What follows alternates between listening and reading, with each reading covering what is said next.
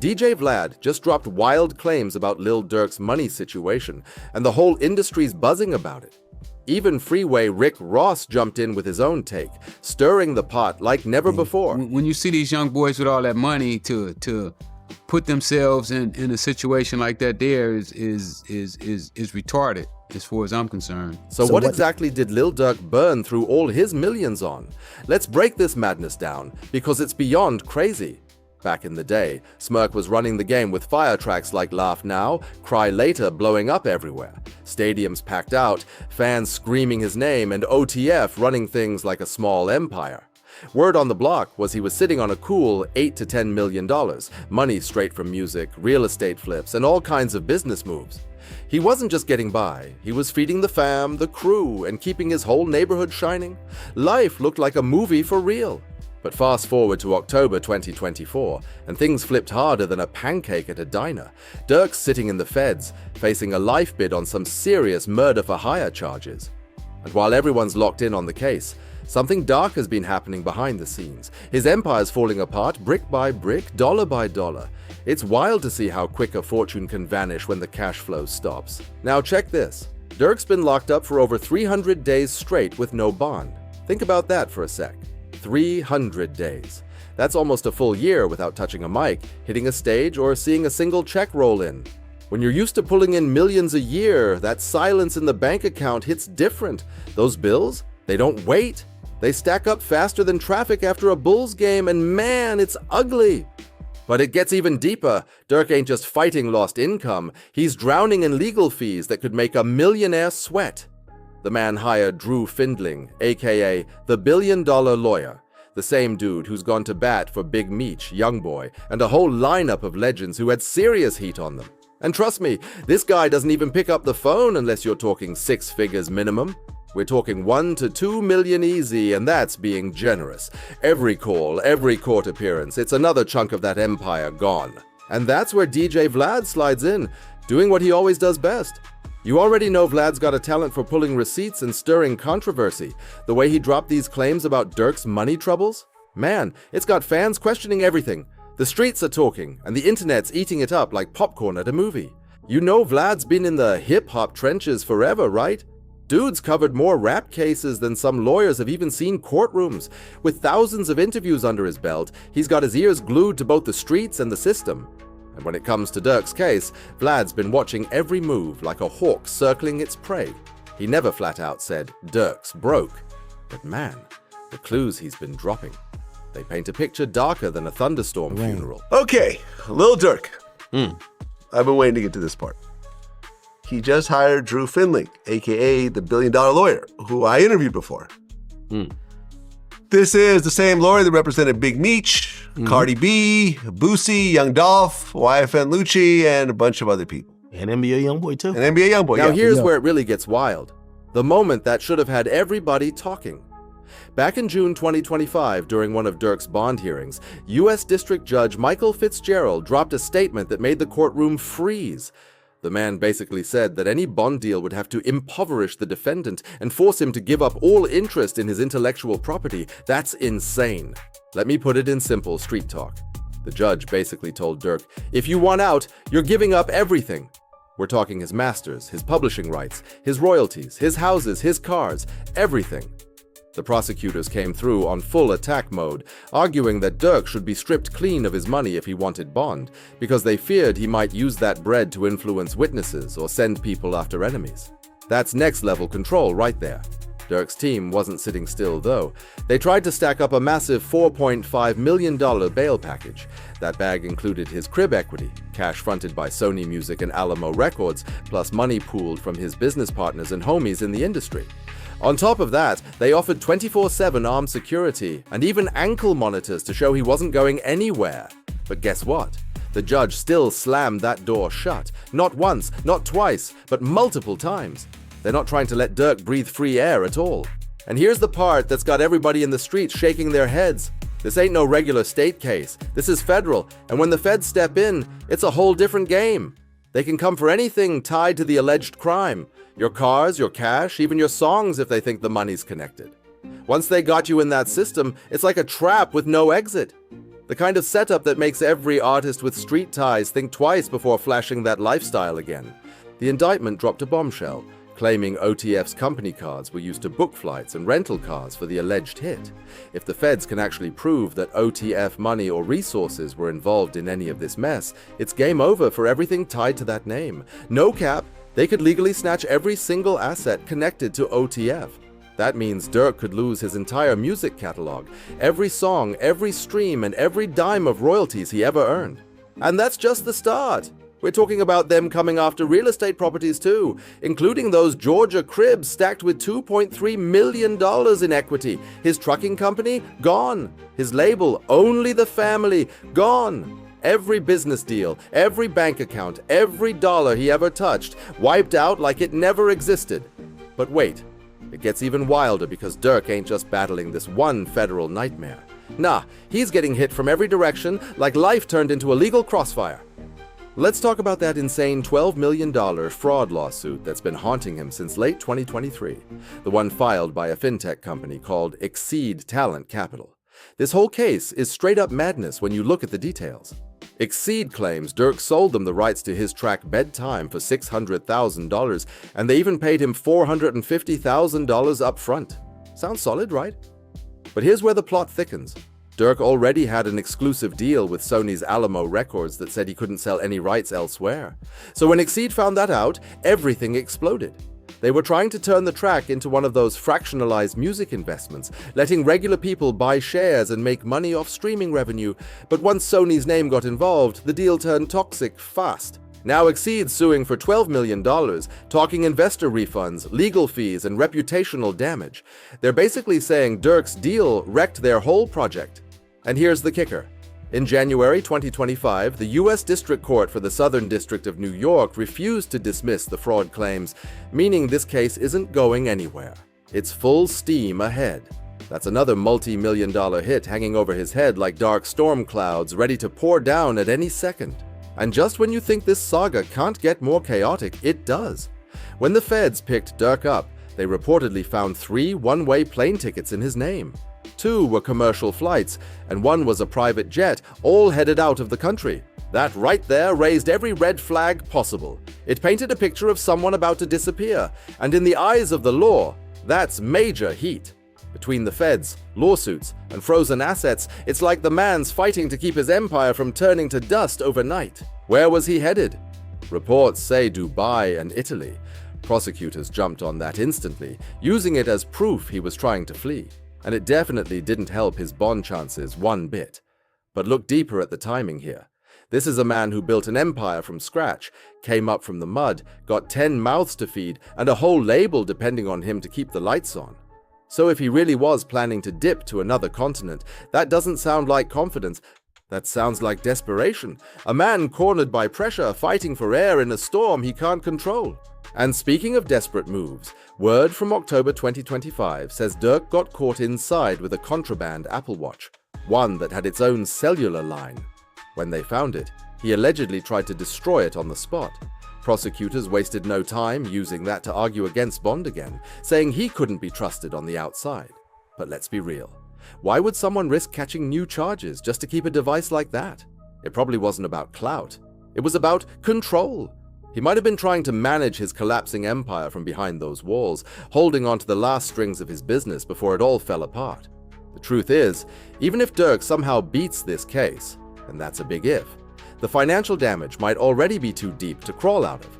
His trial's been delayed over and over, and might not even happen until 2026. That's years of no tours, no shows, no checks, just legal fees stacking higher than skyscrapers. On top of that, potential asset seizures, lawsuits flying from all sides, and no real income in sight. And that's before even talking about what he lost in opportunities, endorsements, performances, and platinum hits that never got made. Before he got taken in, Durk was peaking. Word was he was pulling in around $500,000 per show, racking up brand deals and dropping songs that were charting instantly. All of that disappeared overnight like smoke in the wind. The feds move fast, and the money doesn't last when they're involved. So now the pockets are thin, the empire's shaking, and the road ahead looks rough. So how did it all start spiraling like this? Let's rewind the tape. On October 17th, 2024, Durk got picked up near Miami International Airport, reportedly about to catch flights. First to Dubai, then Italy. That's when the federal indictment hit, accusing him of orchestrating a murder-for-hire plot connected to the 2020 death of King Von, one of his closest friends and a key OTF member. From that moment, everything started unraveling, and the game changed forever. Now, the core of this entire case goes back to what allegedly happened in August 2022, a night that changed everything. Prosecutors claim Durk teamed up with 5 OTF members to slide on rapper Quando Rondo at a Los Angeles gas station. But things didn't go as planned. Instead of hitting Rondo, the shots took out his cousin, Lul Pab, real name Cy Owl Robinson. That moment right there set off a domino effect that's still shaking the rap world today. The feds didn't just stumble into this case either. They built it like a puzzle over 2 whole years. We're talking about tracking cash flow, tracing credit card use, pulling flight records, phone logs, and digital receipts from every angle. They even managed to get someone inside the OTF circle to flip. And that's where things get chilling, because now it's not just rumors or street talk, it's someone who was once in the room pointing fingers directly at Durk. According to reports, the feds have an OTF insider cooperating under the alias OTF Jam. Word is, he's testifying to cut down his own sentence, and that right there is the kind of move that can destroy a whole camp. The evidence the feds are holding, it's massive. They've got traceable financial transactions tied to OTF's credit cards, flight bookings from Chicago to LA, rental car receipts, text messages, wire transfers, all stacking up to form a web that looks impossible to break out of. When the feds build a case, they don't play. Like the legendary freeway Rick Ross once said about this very situation, the feds move silent but strike heavy. I ain't a gambler, but I would bet everything I got that he's not gonna get out of it. And DJ Vlad, man, he's been vocal about how wild this whole mess is from the start. He called it out early, saying the moves being made didn't make sense for someone sitting on millions. I used to always say in my interviews, when talking to rappers, I said, look, if you really have serious beef in your city, all you have to do is go to another state. No one will ever send someone to kill you on an airplane in a whole different state. But the sad part, Durk allegedly proved Vlad right in the worst possible way. And now he's paying the price, literally every single dollar. This isn't just about court dates and headlines anymore. This is about the collapse of an entire empire in real time. Let's talk about the bond situation again, because that's where you see just how deep this hole really goes. Durk's lawyer, Drew Findling, the same billion-dollar lawyer holding it down for the heavy hitters, made several attempts to secure his release. They came with $1 million cash from Alamo Records, $2.3 million in equity from his Georgia cribs, $900,000 in additional real estate, and $150,000 from a business associate. On top of that, they offered round-the-clock private security, electronic monitoring, and strict check-ins. Altogether, that's about $4.5 million. Generational wealth kind of money. The kind of bag most people will never see in a lifetime. But for Durk? The judge shut it down again and again, like it was nothing. Each time, rejection came so fast, it was like the answer was written before the question was even asked. And what came next? Man, that's where the story turns from tragic to straight-up unbelievable. Here's the wild part. Even the probation officer, after digging through all the evidence, came out and said Durk wasn't a flight risk. But the prosecutors? They weren't trying to hear it. They kept pushing back hard, and the judges just kept slamming that no-bond hammer like clockwork. But why, though? Why keep someone locked up when even the system admits he's not running? Well, the prosecutors had their own twisted logic. They claim Durk's too financially capable, that he's too successful for his own good. According to them, because his wealth comes from his intellectual property, meaning his music, royalties, and publishing. He could use that money to flee, or even pay people off. Just think about that for a second. They're basically saying, you make too much money from your art, so we have to take away your art before you can even think about freedom. That's insane! It's like punishing someone for winning in life. And this is where it gets deep.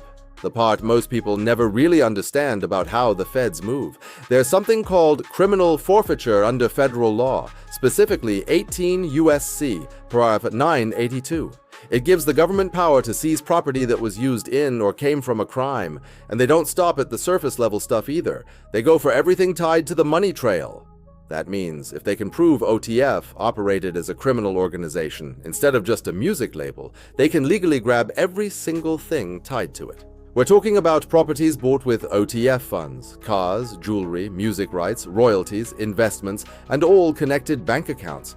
Imagine spending years building an empire from scratch, only for the feds to show up and take it all in one swoop.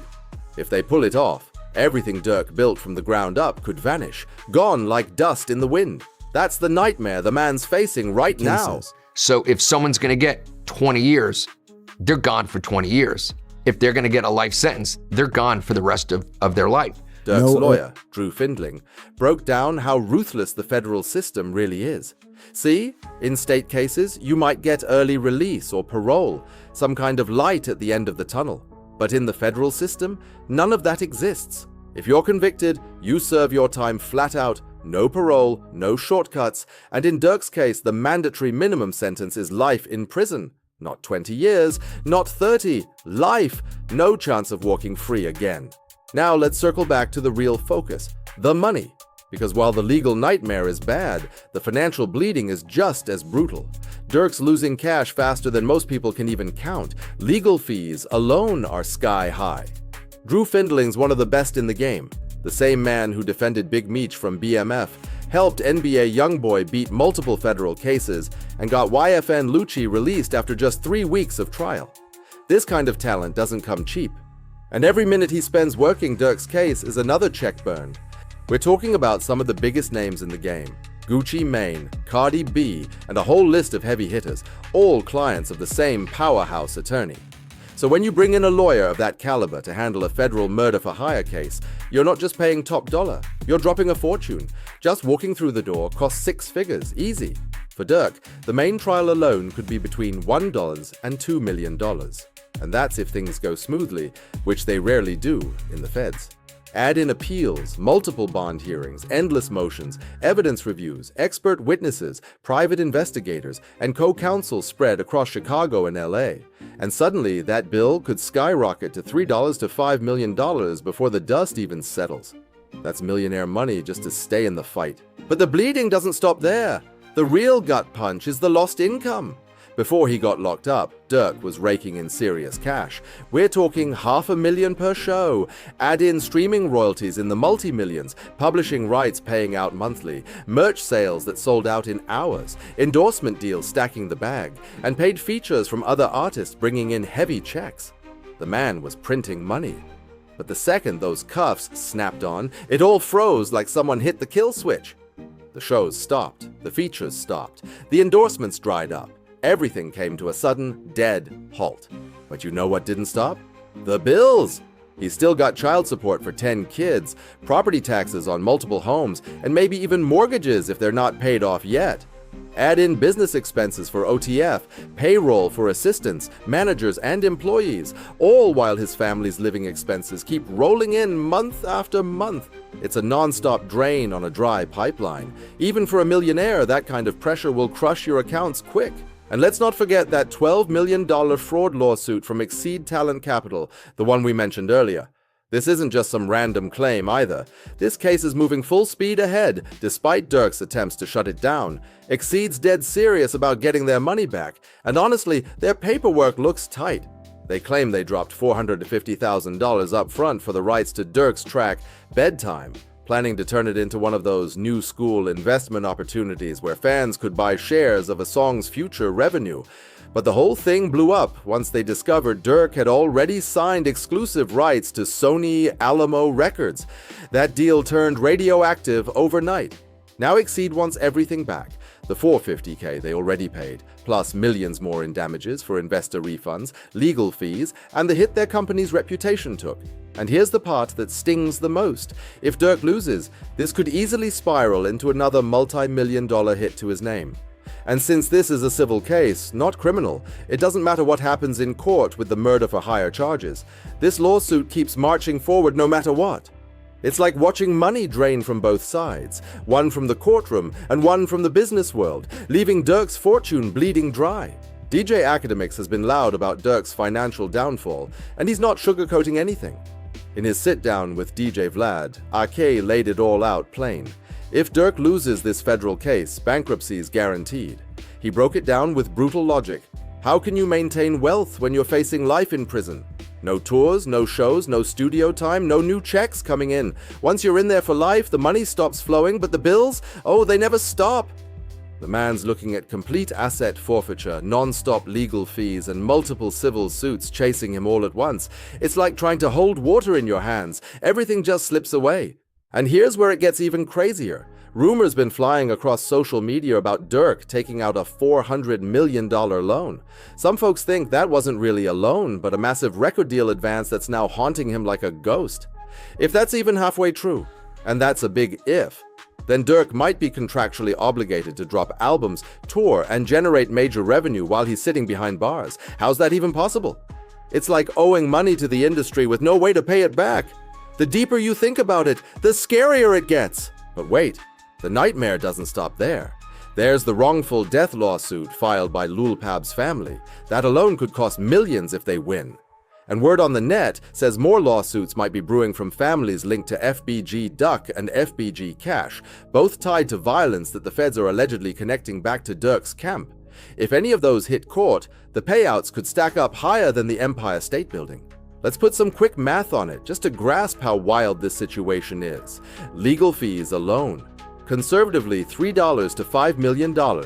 That ongoing $12 million fraud lawsuit, still active. Lost income from not working for 2 or 3 years. That's another $10 to $20 million down the drain. Add potential wrongful death payouts, anywhere from $5 to $10 million, and then toss in the possibility of total asset forfeiture if he's convicted, meaning everything left could be gone too. Put all that together, and you're looking at $30 to $50 million in financial exposure, minimum. And remember, before all this chaos, Durk's net worth was estimated at around $8 to $10 million. The math just doesn't add up. It's like watching someone drown in debt with no lifeline in sight. It's a harsh reminder of an ugly truth in this game. The streets don't love you back, and neither does your bank account once the law gets involved. But this whole mess isn't just about Durk. It's a snapshot of a bigger trend in hip-hop.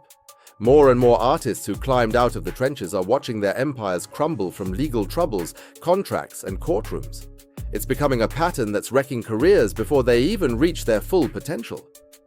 DJ Vlad's been documenting hip-hop's darkest courtroom dramas for decades, from street legends to megastars.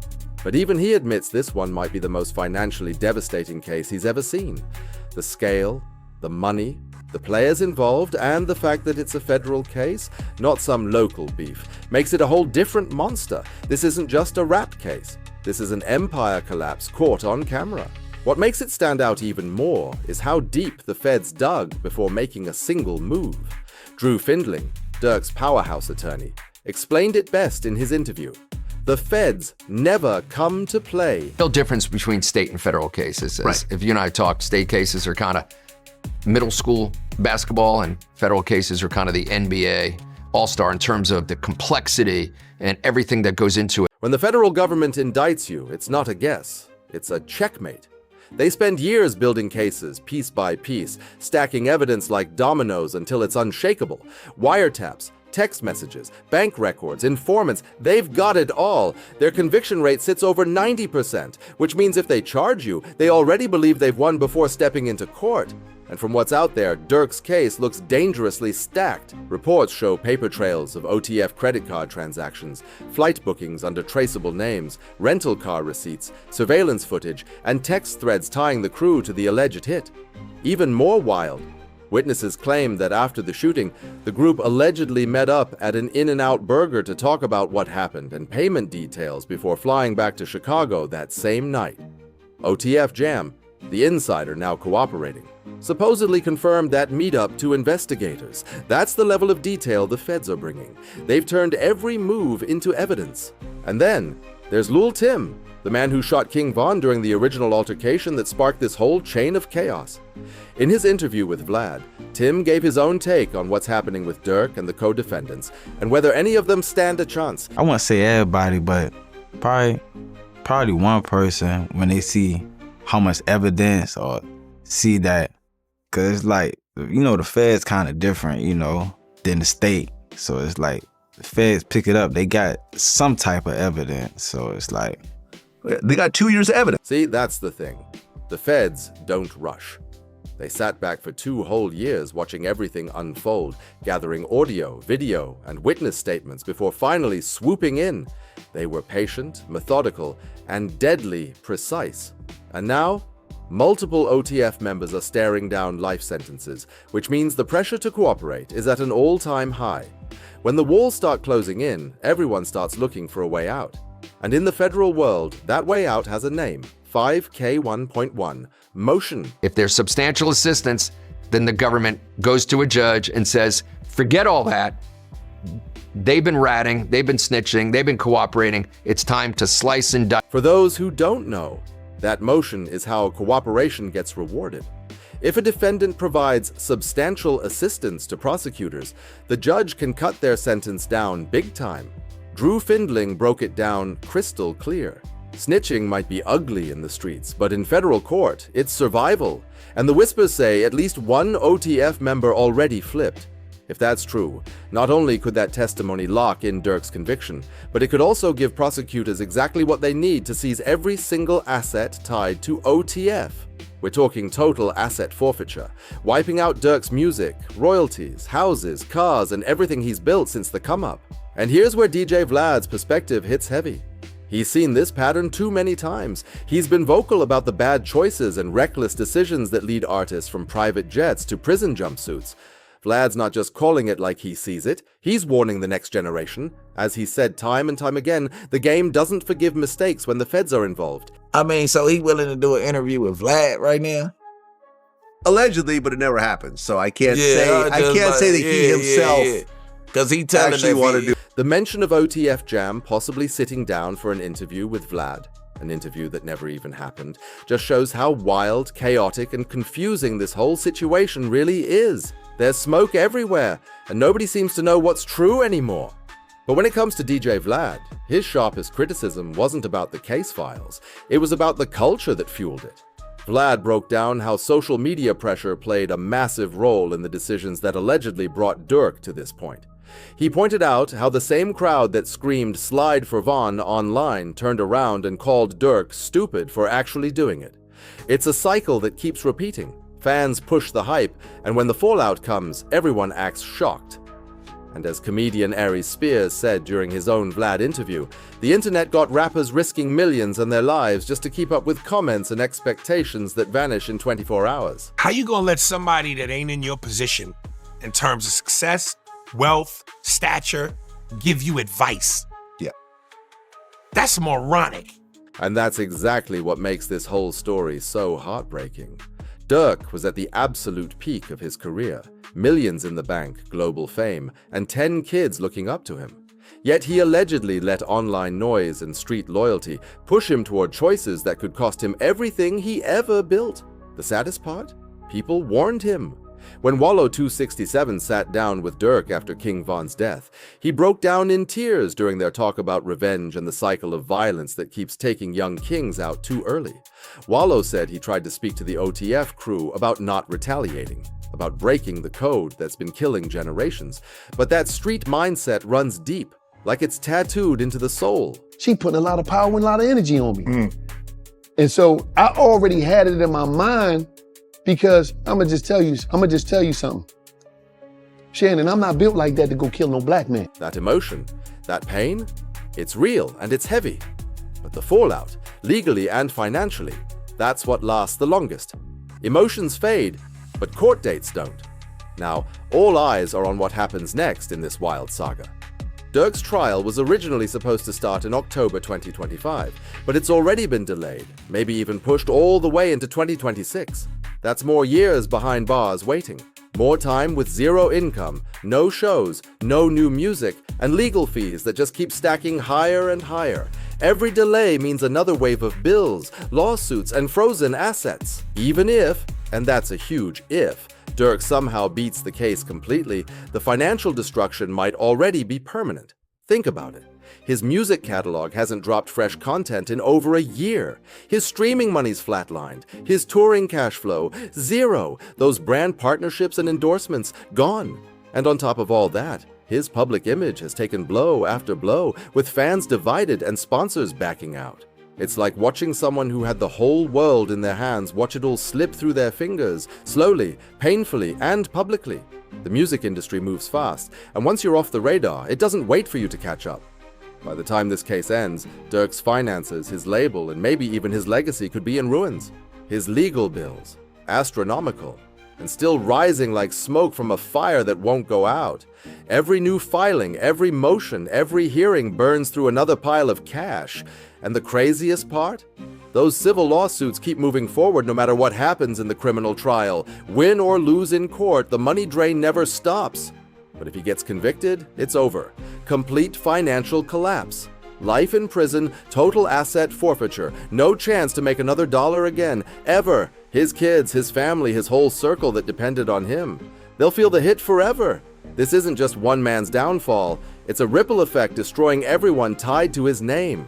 Freeway Rick Ross, a man who's lived through the federal system himself, didn't hold back when he spoke on Durk's situation. When you see these young boys with all that money to put themselves in a situation like that, there is retarded, as far as I'm concerned. His words were harsh, but they hit with truth. When you look at it clearly, the risk versus reward math here makes absolutely no sense. Durk had everything: fame, money, power, a family, and a legacy in motion. And for what?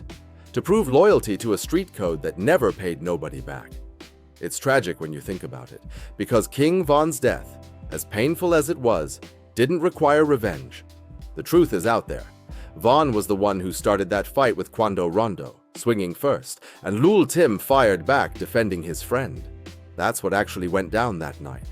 And instead of accepting it and walking away, Durk allegedly chose the path of revenge. A decision that's now tearing apart his empire and everything he ever built. And once again, DJ Vlad captured it in the most brutal, honest way possible on social media. The same people who told Lil Durk to slide for Von are the ones calling him stupid for sliding for Von. That's cold, but it's real. Social media hypes the chaos, then turns its back when the fallout hits. When the smoke clears, what's left? 3 people gone forever, 6 more looking at life behind bars, and a community that's lost even more hope. Like Vlad said, nobody wins these wars. The only people profiting are law enforcement and the morgue. The system cashes in while the culture keeps bleeding. So, where does that leave things right now? As of today, Lil Durk sitting inside the Metropolitan Detention Center in Los Angeles, staring down a possible life sentence. His empire, once worth between $8 and $10 million, is collapsing around him like a condemned building falling in slow motion. Between legal fees, lawsuits, frozen accounts, and debts piling high, his net worth might actually be in the red, negative millions.